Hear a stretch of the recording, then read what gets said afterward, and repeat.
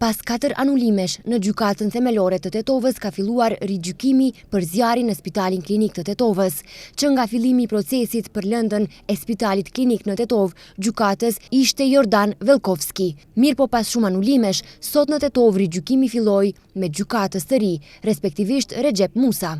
Ende nuk ka ndonjë sqarim nga gjykata e Tetovës se pse është ndryshuar gjykatësi. Në ndërkohë në fillim të seancës, avokatët e të akuzuarve Florin Besimi dhe Artan Etemi kërkuan që të kenë qasje në disa dëshmi që i ka prezantuar prokuroria. Besimi dhe Etemi në këtë seancë u deklaruan si të pafajshëm. Seanca vazhdoi me prezantimin e pikëve kryesore të dëshmive të prokurorisë publike, ndërsa edhe pse kishte kundërshtime nga ana e avokatëve. Gjykatësi Musa tha se seanca do të vazhdojë ku prokurorët prezantuan pik pas pike dëshmit, ndërsa avokatët kundërshtonin.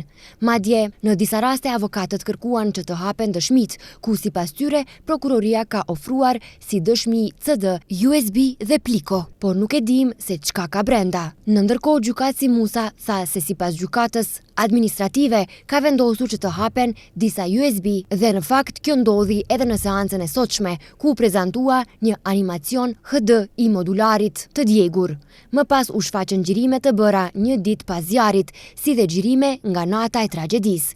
Ndërkaq gjykata e apelit në Gostivar vendosi në prill të vitit 2024 për rigjykim të 2 ish-drejtorëve dhe Spitalit Klinik si person juridik. Procesi ishte dashur të fillonte më datë 26 qershor 2024, por u shty për në 25 shtator 2024, më pas 5 nëntor 2024 dhe në 15 janar 2025.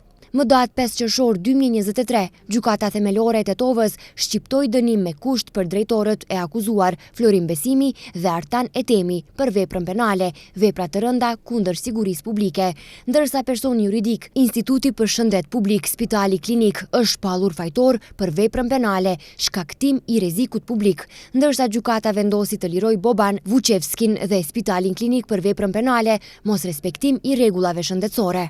Sipas aktgjykimit, të pandehurit Florin Besimi dhe Artan Etemi janë dënuar me 1 vit e 6 muaj burg me kusht, ndërsa dënimi me burg do të kryhet nëse të pandehurit nuk kryen vepër të re brenda 3 viteve.